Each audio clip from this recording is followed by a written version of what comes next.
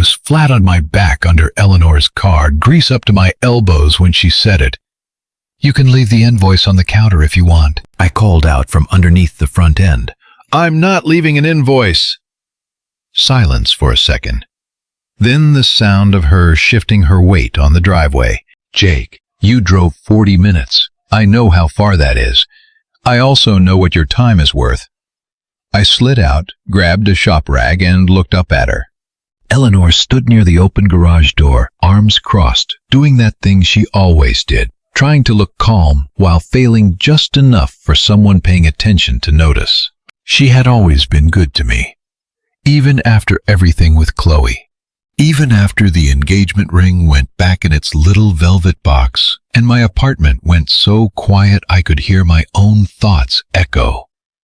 Eleanor was the one person in that entire family I never managed to hate.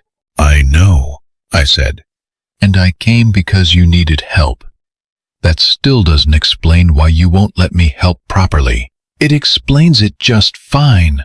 She held her ground. "You made me dinner more times than I can count when you and Chloe were together. You remembered my birthday every single year. You asked about my work like it actually mattered to you. Consider this a very delayed thank you." Her mouth moved like she had a reply ready. Then she let it go. The fix had been simple enough. Bad battery connection corrosion on the terminals, a little honest neglect. I dealt with it in under an hour, which was exactly the plan. Come in, fix the car, stay polite, get out, before the house reminded me too much of the life I almost walked into.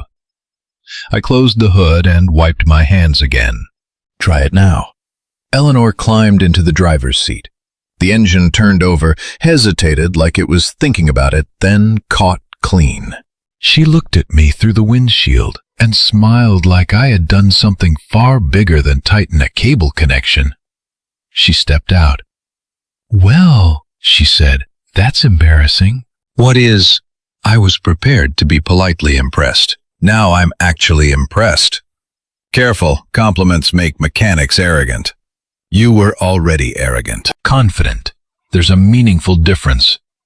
She laughed, and for just a moment, the driveway stopped feeling like enemy territory. Then the quiet came back. I picked up my toolbox. "You're good to go. Let it run for 10 minutes. If it gives you any trouble tomorrow, call a shop closer to your zip code." "A shop?" "Yeah." "Not you." I latched the toolbox. "I think we both know it's probably better if I don't keep showing up around here." She looked toward the house, then back at me. "Because of Chloe?" "Because I'm not interested in becoming part of a family weather system. I got rained on enough." That one landed. Her smile faded, but not because she was offended, more because she knew I wasn't joking around. I started toward my truck. "Take care of yourself, Eleanor." I had one foot off the driveway when her hand caught mine. Not hard, not dramatic, just enough to stop me. "Not so fast." I turned back. She looked down at where her hand held mine, then let go like she had only just realized what she had done. But she did not apologize. "You are not running off after crawling under my car on a Saturday morning," she said. "Come inside. I am feeding you." "That's really not necessary." I didn't ask what was necessary. "Eleanor, I'm serious." "So am I." "This is already a little weird." She lifted one eyebrow. "Jake, I am a grown woman whose car just started because you showed up and got dirty in my driveway. I can make you a plate of food without the neighborhood watch calling a committee meeting." I almost smiled. "You sure about that?" "This neighborhood looks like it has bylaws about mailbox height." "It does, and I ignore every single one." I glanced at my truck. My clean exit was right there. 10 steps away. She softened her voice just slightly. "You don't have to stay long." That's exactly what people say right before they trap you in a 2-hour conversation. Maybe I want 15 minutes to thank you properly. Dinner takes longer than 15 minutes. Then I guess you will survive the terrible hardship. I stood there with my toolbox in one hand and every smart instinct I had telling me to leave. But she looked tired in a way that had nothing to do with being helpless. Eleanor had never looked helpless a day in her life. Just tired, in a way I recognized, the kind that comes from carrying things quietly for too long. So I sighed, picked up my toolbox and said, "Fine, one plate." "One plate," she agreed. If I had known where that dinner was going to lead, I might have driven away faster. Or maybe I would not have come at all. The problem is, some wrong turns do not feel wrong. Not until they start making more sense than the road you were already on. Inside the house was familiar enough to bother me. I had sat in that kitchen through Thanksgiving and Christmas and random Tuesday dinners. I had helped carry boxes through that hallway. I had sat at that counter and listened to Chloe talk about people who were not in the room. The place had not changed much, but it felt completely different without Chloe's voice filling every corner of it.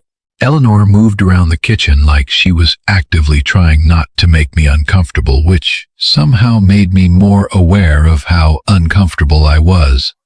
"Water?" she asked. "Sure." "Coffee?" "It's past 7. At night?" "You're 27 years old. Don't pretend your bedtime is some kind of sacred institution." "I'm emotionally about 83 right now." That got a real laugh out of her. She set a mug down anyway and sat across from me at the table instead of beside me. Smart choice. Respectful. Still close enough to feel deliberate. "Jake," she said, "I am not going to sit here and pretend that what Chloe did was some small, unfortunate mistake." My jaw tightened before I could stop it. She noticed. She did not push right away. "I raised her," she continued. "I love her." That does not make me blind to what she is. What she did to you was cruel. I stared at my plate. "That's more than anyone else in your family managed to say." "I'm sorry." "You didn't do it." "No."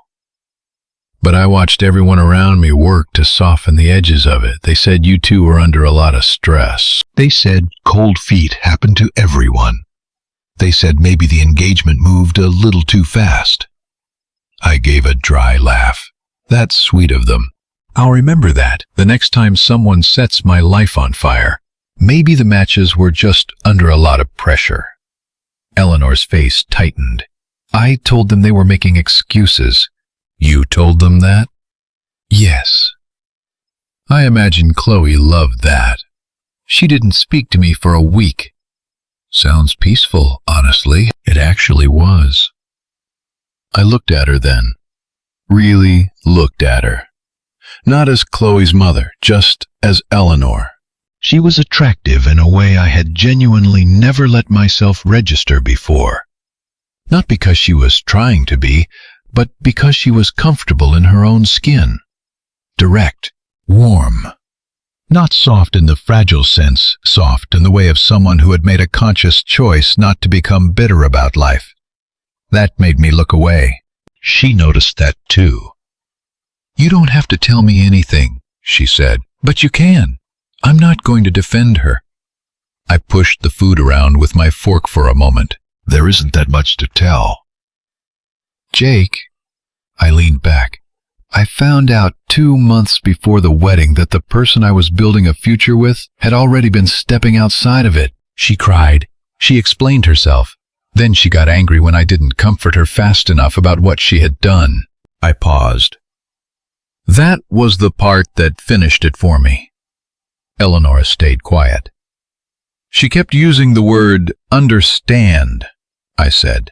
Like if she said it enough times, I would somehow turn stupid. "I remember that tone," Eleanor said quietly. "Do you know what she told me?" She said, "You're acting like this ruins everything." Eleanor closed her eyes for just a moment. I laughed without any humor in it. "Right, my mistake. I should have asked where she wanted the venue to deliver the cake." I'm sorry, Eleanor said again.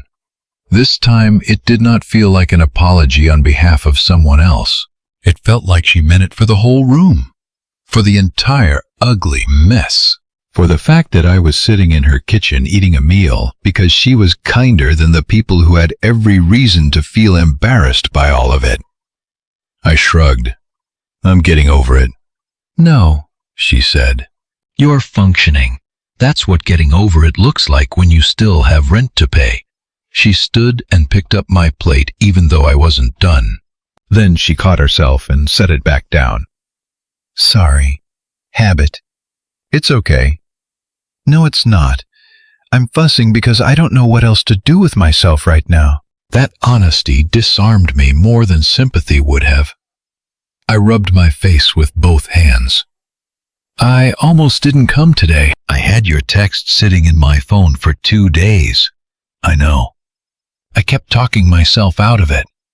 I know that too. Then I thought about you being stranded with a dead car, and I kept hearing you at Thanksgiving telling Chloe to stop talking over me at the dinner table. Eleanor smiled faintly. She hated that. She needed the practice. She still does. We both laughed, and it was the first laugh I had had in weeks that did not feel like I was borrowing it from somewhere else. Then the room settled. Eleanor walked around the table. I thought she was going to clear something, but she stopped right beside me. You deserved better, she said. I started to reach for a sarcastic answer because that was easier, but she put her hand on my shoulder, and the words did not come. I'm fine, I said. No, you're not, but you will be. I stood up too fast. I should probably head out. She did not move away. Did I say something wrong? No. Then why are you leaving? Because this is a lot. You, this house, being treated like I matter by someone who is connected to the person who spent months making me feel completely disposable. Her expression shifted. Not pity, something heavier than that. And then she hugged me. I froze. Not because I did not want it, because I did. Eleanor held on with both arms like she had decided I no longer had permission to turn pain into good manners. I kept my hands at my sides for about 3 seconds, maybe 4. Then I let myself hold her back. It was a bad idea. I knew it in real time. It was also the first moment in months where I did not feel like I was standing alone inside the wreckage of something I had not broken. She pulled back first, but not far. Come with me Saturday, she said. I blinked. Where?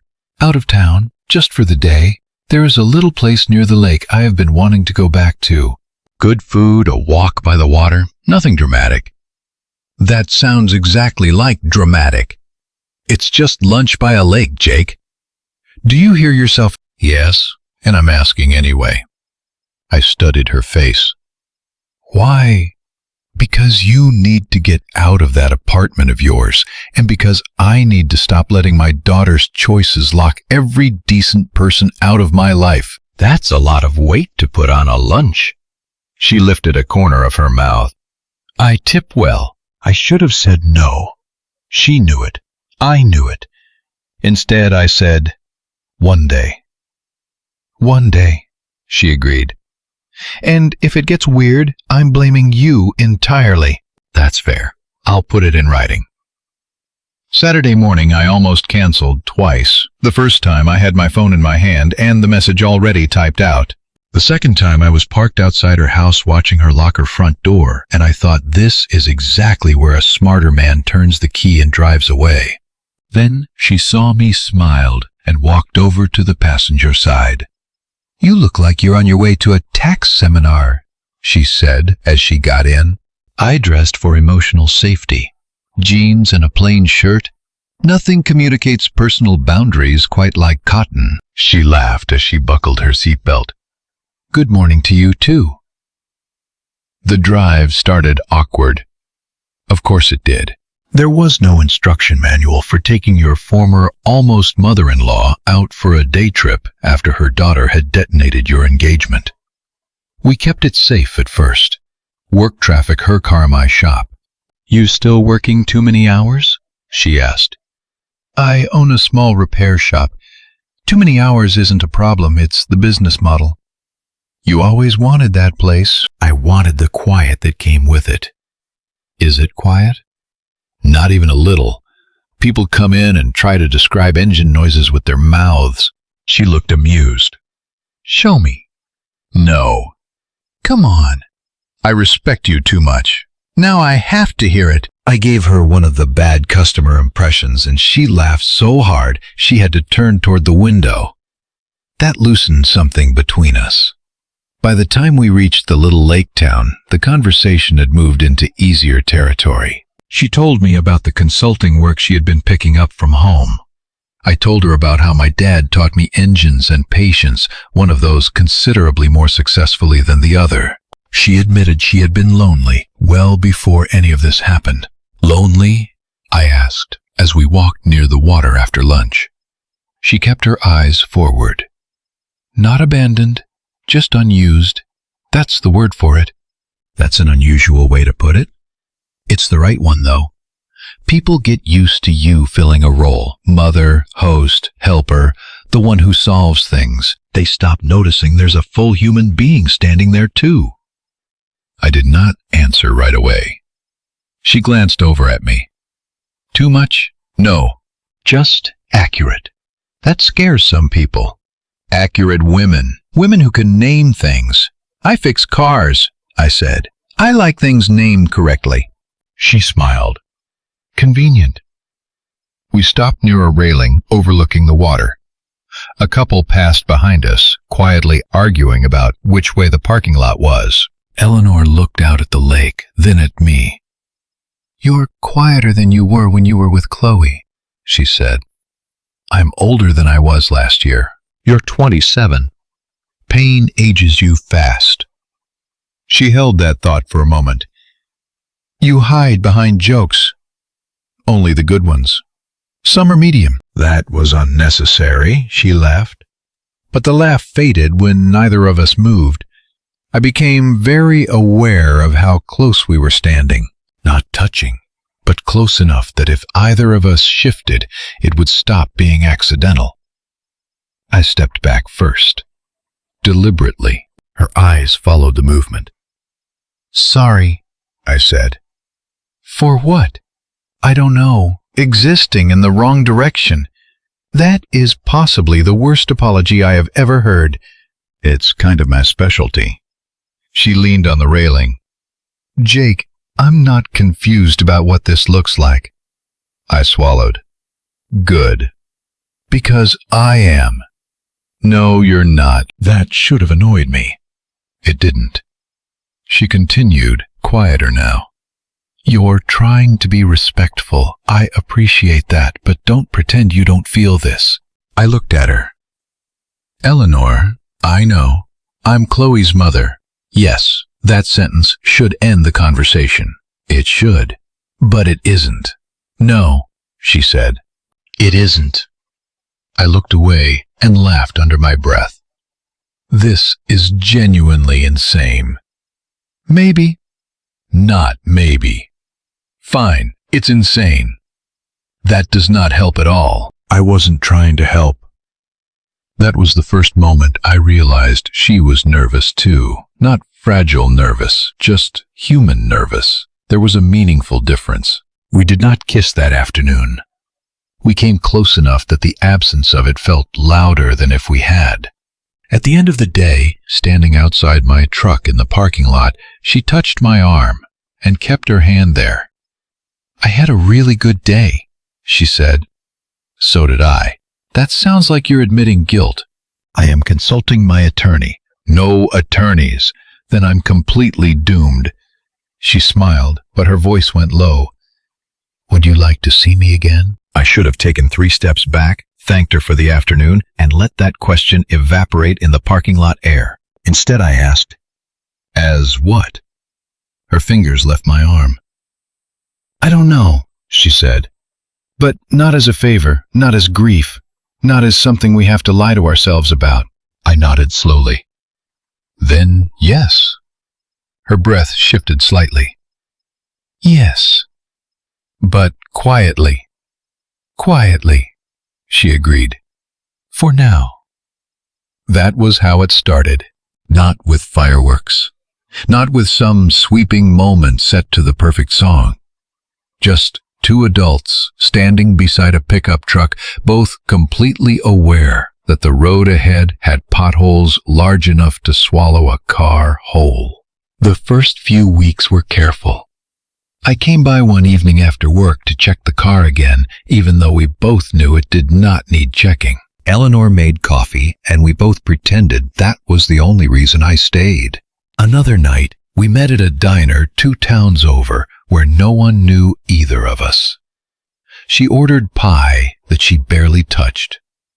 I made a comment about people who pay good money just to threaten dessert with a fork. You watch my plate a lot, she said. I monitor waste. It's a public service. She cut a slice and pushed it across the table. There! Perform your civic duty. Small things changed first. She stopped filling silences just to make me feel comfortable. I stopped heading for the door the second a conversation got too personal. She asked direct questions, but she did not dig. I learned that when Eleanor said, "Tell me the truth," she actually wanted the real version, not a polished one designed to keep the peace. One night at her house, I said, "I'm worried this isn't fair to you." She set 2 mugs on the counter. Unfair how? Your daughter, your relatives, your friends. People talk. People breathe too. I don't build my life around every basic biological function. I'm serious, Eleanor. This could actually cost you something. She sat across from me. Jake, don't make yourself noble by deciding in advance what I can and cannot afford. That shut me up. She waited, then softened. I know what this is. I know exactly why it's complicated. I don't want to be the reason you lose people. You're not that powerful. Thanks. You're welcome. I laughed despite myself. Then she reached across the table and placed her hand over mine. No drama, no announcement, just her hand on mine. I'm not asking you to fix my life, she said. I'm asking you to be honest in it. That sentence stayed with me for a long time. The first time we kissed happened in her kitchen. I had stood to leave, and she did not move out of the doorway. You do this a lot, I said. Block exits only, with people who leave before things are actually finished. I'm trying to behave. I noticed. It's becoming genuinely irritating. I let out a slow breath. Eleanor, she looked at me straight. Say no and I'll step back. No negotiation, no guilt, just say no. That was it, clean as it gets. No pressure folded into the edges of it. I should have said no. I kissed her once instead, slow and careful, and she kissed me back like she had already made the decision long before I arrived and had simply been waiting for me to get there. When we pulled apart, neither of us spoke for a few seconds. Then I said, "This is going to complicate every future cup of coffee." She laughed softly against my shoulder.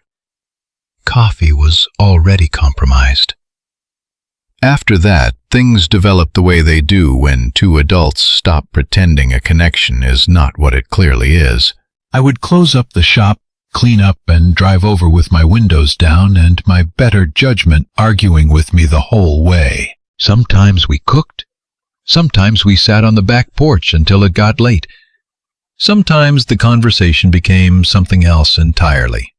I won't dress it up. We wanted each other. But what made it different from something easy to dismiss was that neither of us treated the other like an escape hatch.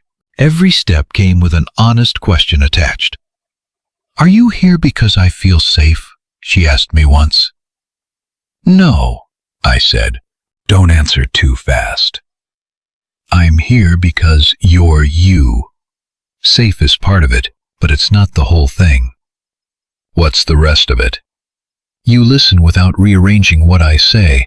You don't need me to make myself smaller so you feel bigger. She looked down at her glass. That's not very romantic. It is from where I'm standing. She smiled at that one. Another night I asked her, "Are you with me because I make you feel chosen after years of just being needed by everyone around you?" She stared at me for a beat. That was an annoyingly specific question. I have my moments. Yes, she said, maybe partly, but not only. I like you, Jake.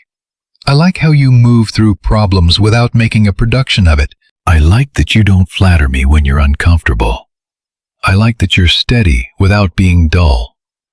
Steady without dull. I want that on my headstone. No headstones. We're having a good evening. Fair enough. But even in the good evenings, Chloe was in the room without ever being there. Her name sat between us when Eleanor's phone lit up.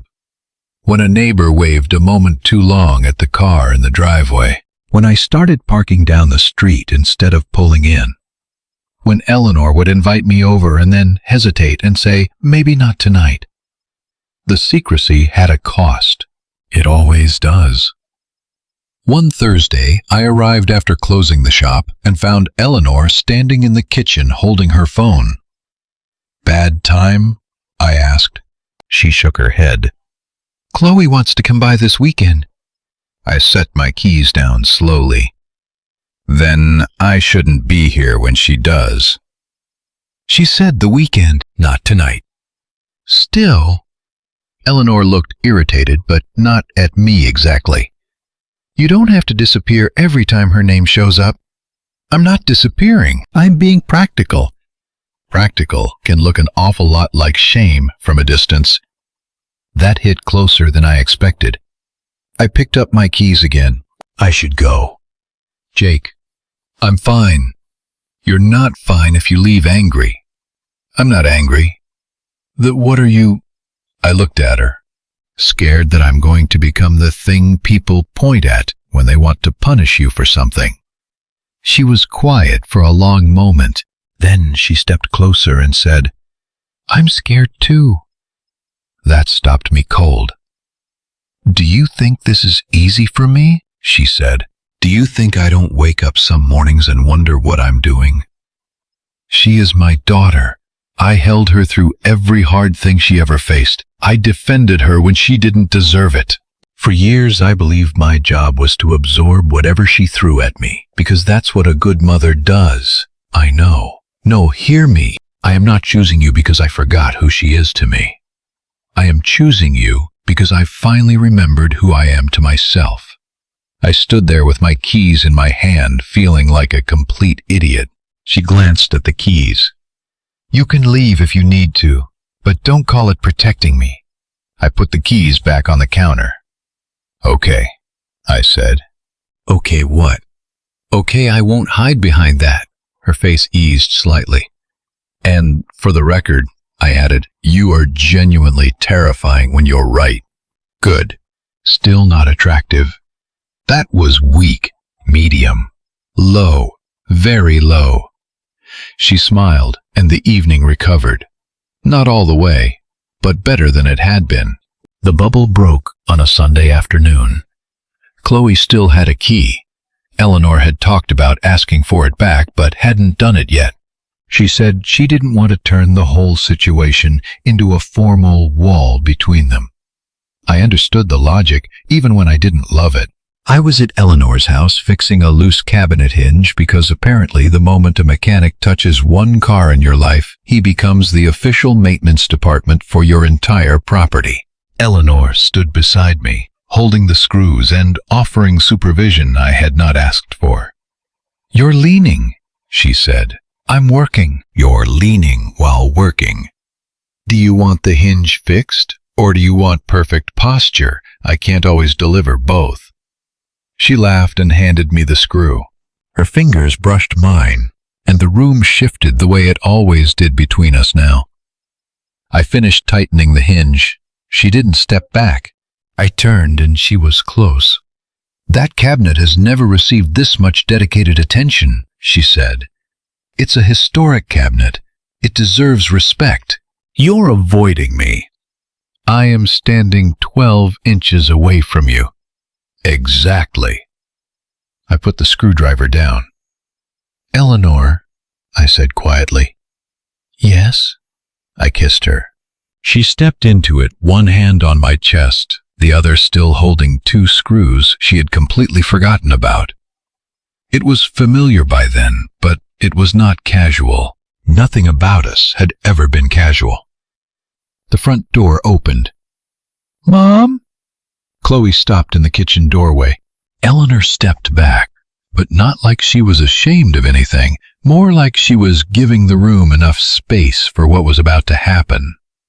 Chloe stared at me, then at her mother, then back at me. What? She said, her voice flat at first. Is this? I set the screwdriver down on the counter. Chloe, Eleanor said, you should have called first. Chloe gave a short, disbelieving laugh. I should have called. That's what we're doing right now. I walk into my mother's house and find my ex-fiancée kissing her, and I should have called ahead. Lower your voice, Eleanor said. No, then you leave. Chloe's face changed. She had not expected that. She pointed at me. You're disgusting. I didn't move. Good to see you too. Don't talk to me like we're casual. We are not casual. Her eyes narrowed. Is this how you get back at me? You couldn't handle that I moved on, so you came after my mother? I laughed, but there was nothing funny about it. Moved on. That's a clean little phrase for what you did. Don't act wounded. I'm not acting anything. Eleanor said, Jake, and there was a hint of warning in her voice, and a hint of something else which, honestly, did not help. Chloe turned on her mother. You're defending him? I'm correcting you. Correcting me, Mom. He was mine. The room went still. Eleanor's voice dropped. No, he was never property. You know what I mean. I know exactly what you mean. That is the problem. Chloe looked stunned for half a second. Then the anger came back harder. You're my mother. Yes, and you're choosing him over me. Eleanor did not blink. I am choosing the truth. You broke your engagement. You humiliated him. You expected everyone around you to rearrange reality so you could still walk away feeling like the good person in the story. I refused to do that then, and I am refusing now. Chloe stepped back like she had been hit, even though no one had touched her. I finally spoke. Chloe, whatever you think this is, it is not about punishing you. Oh, please, it's not. You expect me to believe you just accidentally ended up with my mother? Eleanor said, careful, and I almost lost it right there, because even in the middle of all of this, she had a way of grounding things. Chloe threw her hands up. This is insane. Yes, I said. It has had its moments. Eleanor looked at me, not helping. Sorry. Chloe pointed at her mother again. You will regret this. Eleanor's face hardened in a way I had only seen once or twice before. I regret letting you keep a key. Chloe's mouth fell open. Put it on the table, Eleanor said. You're serious? Yes. I'm your daughter. And you walked into my home and insulted a guest. A guest? A man I care about. There it was, said out loud in the open air with no takebacks. Chloe stared at her mother. You are choosing him over me. I am choosing not to be controlled by you. There is a difference. For just a moment, Chloe looked younger than she was. Then the pride took back over. She pulled the key off her ring, dropped it on the table, and walked out. The door slammed hard enough to rattle the cabinet I had just finished fixing. I looked at the hinge. At least that held. Eleanor turned toward me slowly. For 1 second I thought she might actually laugh. Then she sat down at the kitchen table and covered her face with one hand. I crouched beside her chair. Hey. She lowered her hand and gave me a tired look. Don't use my own lines against me. They were good lines. I meant every word. I know. Her eyes were wet, but her voice stayed steady. I need you to understand something. I did not say that because you were here. I said it because it was true. I believe you. Good. By Monday morning, my phone had messages from two people I hadn't heard from since the engagement fell apart. One said, "Man, tell me this isn't true." Another said, "You and Eleanor, seriously?" By noon, a former friend sent a longer message, dressed up as concern, but smelling like pure gossip.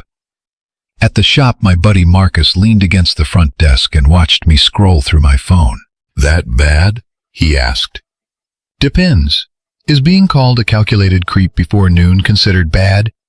Marcus whistled. "Efficient. Chloe has always respected a tight schedule." Marcus had known me since high school. He worked part-time at the shop when his contracting jobs slowed down, and he had the particular useful habit of never pretending ugly things were pretty. He took the phone from my hand and read one of the messages. "This is trash," he said. "Yep." "You want me to answer it?" "No." "Good, because I was going to say no anyway. You're a grown adult," I snorted. He set the phone down.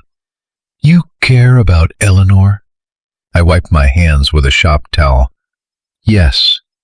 Not because of what Chloe did to you." "No.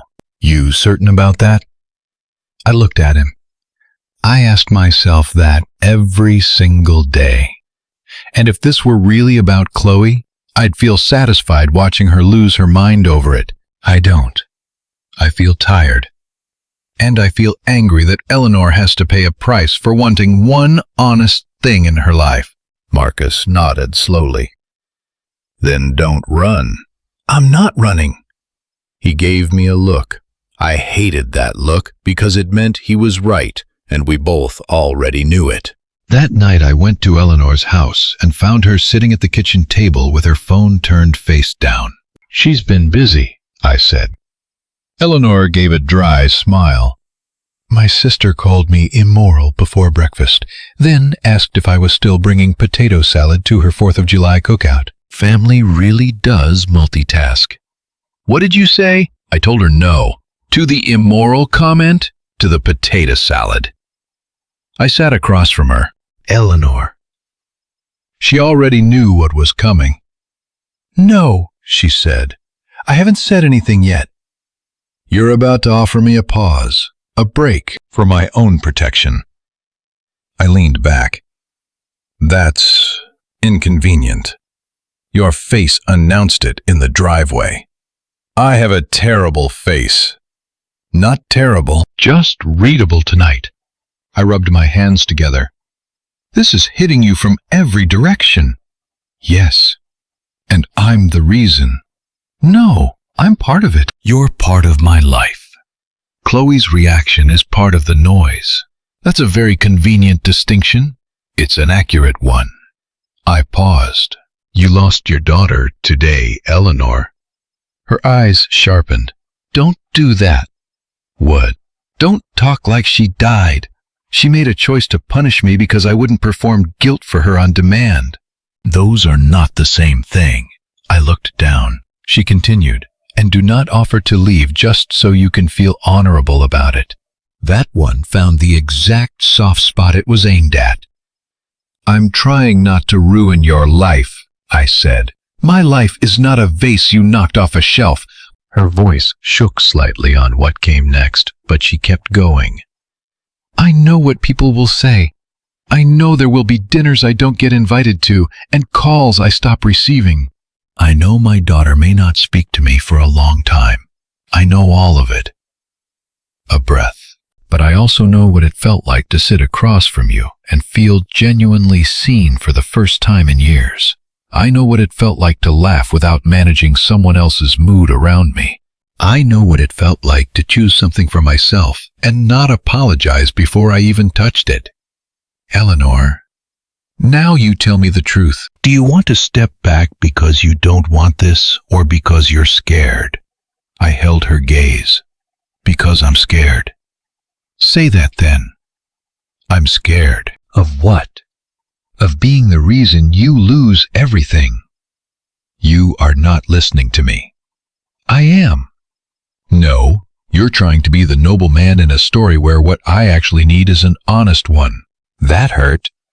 But it was clean. I nodded once. Okay. Okay, what? No pause, no break. Her shoulders eased.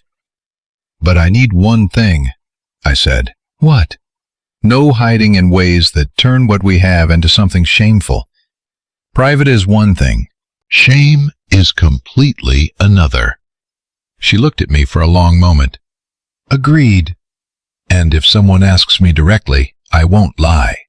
Good. And if Chloe tries to make you stand through this alone, I won't let her. Eleanor's expression softened in a way that was different from any way I had seen before. That sounds like something worth hearing. Still scared. I didn't ask you to become fearless. I asked you to be honest. For the first time that night, she smiled.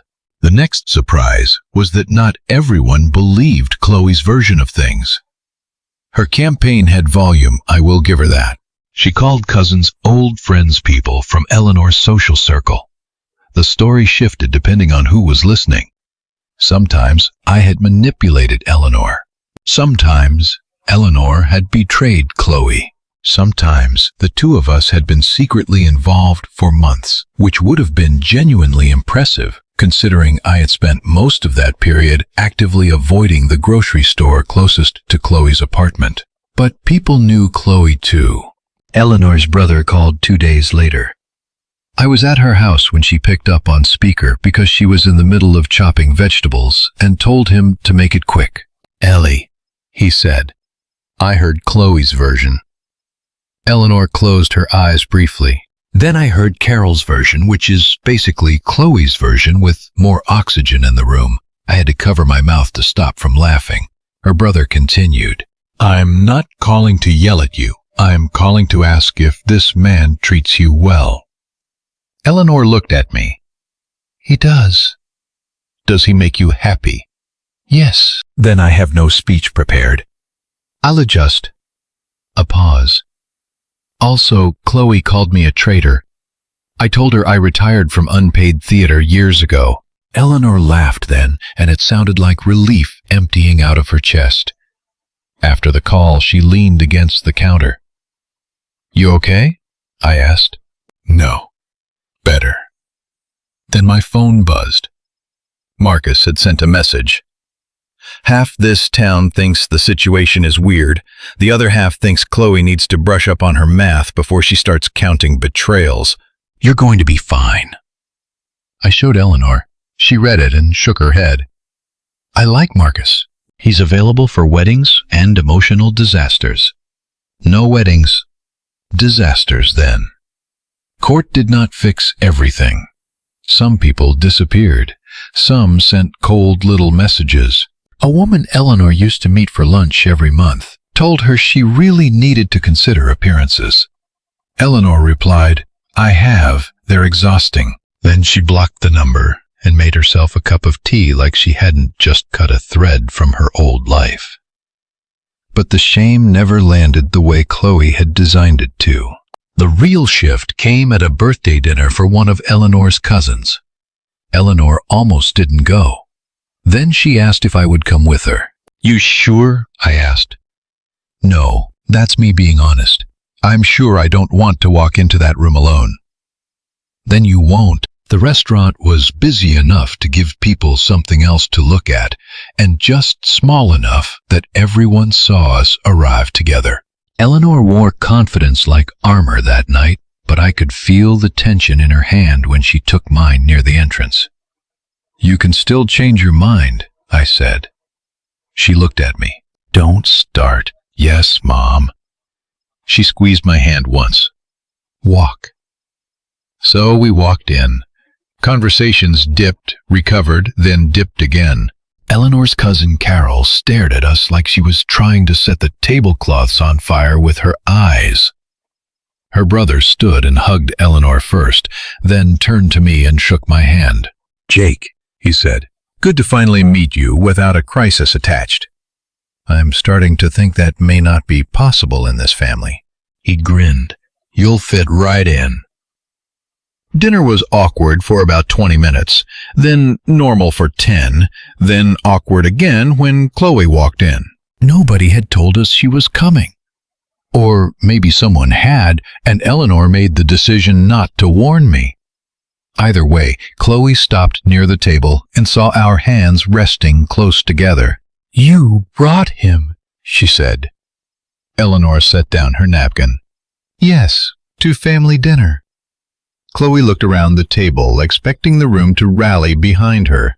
It didn't. People shifted in their seats. Someone cleared a throat. Carol looked delighted to have live entertainment, but nobody jumped in. Chloe's voice sharpened. "Are you all actually okay with this?" Her uncle leaned back in his chair. "Chloe, sit down or don't. But don't start." She stared at him. "You're taking her side?" "I'm taking the side of eating dinner in peace." Carol muttered, "It is a little uncomfortable." Eleanor turned to her. "Then look at your plate." I nearly choked on my water. Chloe pointed at me. "He did all of this to hurt me." I stood up before Eleanor could answer. Not fast, not aggressive, just enough to make it clear I was not going to sit there like I was waiting for a verdict. "Chloe," I said, "I'm going to say this once. What happened between us ended because of your choices, not mine, not Eleanor's, yours. Mine and hers started after all of that. You don't have to like it, you don't have to bless it, but you do not get to rewrite what happened so you can stay comfortable." Her face went red. "You think you're so decent." "No, I think I'm done letting noise pass as evidence." The table went quiet. Eleanor stood beside me. "And I am done letting you speak for me," she told Chloe. "Jake is here because I want him here. I am with him because I chose him. If that costs me your approval, I will live without it." Chloe's eyes filled, but this time nobody rushed to rescue the moment for her. "You're pathetic," she said. Eleanor nodded once. "Then don't call me." That was colder than yelling would have been. Chloe looked around the table one more time. Still no army, no chorus, no one ready to join the performance. She turned and left before ordering anything. Carol whispered, "Well, that was unpleasant." Eleanor sat back down. "Next time, don't invite both of us without a heads up." Her brother laughed quietly into his glass. "Fair." My heart was still running hard, but on the outside, I stayed steady. Eleanor's hand found mine under the table. This time, she was not shaking at all. After that night, I stopped parking down the street. Not because everything became easy. It didn't. Chloe cut Eleanor off completely. Some relatives chose silence, because silence is a lot cheaper than courage. A few people never warmed up to me, and I didn't blame them entirely. The situation was complicated. I would not have applauded it from the outside either. But complicated is not the same as wrong. Eleanor and I built something with our eyes open. We talked about the age gap without making it the center of every conversation. We talked about Chloe without letting her become the permanent ghost host of our relationship. We talked about what we wanted, what scared us, and what we were not willing to do. We are not moving too fast just to prove this is real, Eleanor told me one night. Agreed. And we are not slowing down just to make other people more comfortable. Also agreed. She narrowed her eyes. That was too easy. I'm growing. That is genuinely dangerous. Months passed. My apartment stopped feeling like a bunker. Eleanor came by the shop sometimes with lunch, and Marcus made a whole production of wiping down a chair for her, like she was visiting royalty. "Man," he said one afternoon, "thank you for improving his personality." Eleanor looked at me. "Has it improved?" Marcus shook his head. "No, but we appreciate the hope." I threw a shop rag at him. He deserved it. Eleanor laughed, and the sound didn't feel borrowed anymore. It felt like part of my day, the regular part, the part I had started looking forward to without having to apologize for it. One evening after I closed up the shop, I found her waiting by my truck. She had that particular look she got when she had already made a decision and was simply giving me time to catch up. "What?" I asked. "I sold the house." I stared at her. "You what?" "Not today. I accepted an offer." "That's a significant move." "Yes." "Are you okay?" "Yes." "Because of Chloe?" "Partly, but not only." That house was full of old roles I kept being asked to play. "I want a place that belongs to who I am now." I nodded slowly. "Where?" "Smaller place near the river. About 10 minutes from your shop, as it happens." I raised an eyebrow. "Convenient?" "Very." "You're not asking me to move in?" "Not yet." "No." A pause. "But I'm also not going to pretend I don't want a future." That landed in a good place. A scary place, but good. I stepped closer. "I want one too." "With me?" "No, with Marcus. You're the obstacle." She rolled her eyes. "Impossible." "Medium impossible." "High." I took her hand. "With you," I said. "I want a future with you." Her smile changed, smaller, more real. I did not become some brand new man overnight. I still had moments where the old fears showed up, trying to sound like wisdom. I still caught myself bracing for the drop, the twist, the moment when something good turns into a bill you never agreed to pay. Eleanor did not punish me for that. She also did not let me live there permanently. "Trust is not a trap," she told me once when I went quiet for no reason. I know. No, you're still learning it. Annoyingly accurate. She was right. Usually, which remained inconvenient. Chloe never came around. Last I heard, she had moved to another city and was telling a much cleaner version of the story to people who had no way to fact-check it. Eleanor heard updates through relatives, always secondhand, always brief. She stopped asking after a while. Not because she stopped caring. Because caring did not require reopening the door every time Chloe wanted to throw something through it. That was the hardest part for Eleanor. I knew it.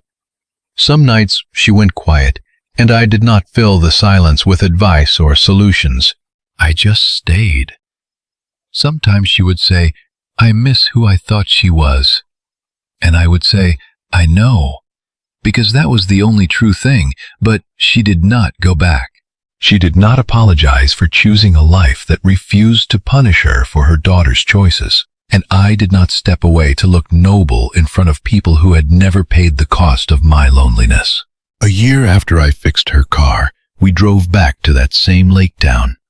Same road, same restaurant, different air between us. She caught me looking at her across the table. "What?" she asked. "Nothing." "That is never true." "I was thinking your trouble." "You knew that in the driveway." I severely underestimated the scale. She leaned back, genuinely pleased with herself. "And yet, here you are." Poor judgment, obviously. I reached across the table and took her hand. No checking the room. No pretending I was there by coincidence. She looked at our hands and said, "Not so fast."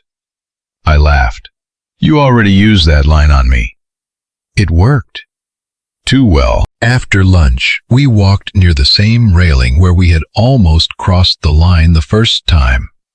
This time, there was no almost. I kissed her because she was mine in the only way that actually matters, by choice, and I was hers the same way. I used to think the wrong ring had ruined my life. It didn't. It ended the life I had been forcing myself to want. What came after was messier, harder to explain at a dinner party, expensive in ways nobody puts in the warning label. But it was honest. It was adult. It was ours. And for the first time and longer than I could remember, I didn't feel like someone who had survived a betrayal. I felt like someone who had finally made the right choice.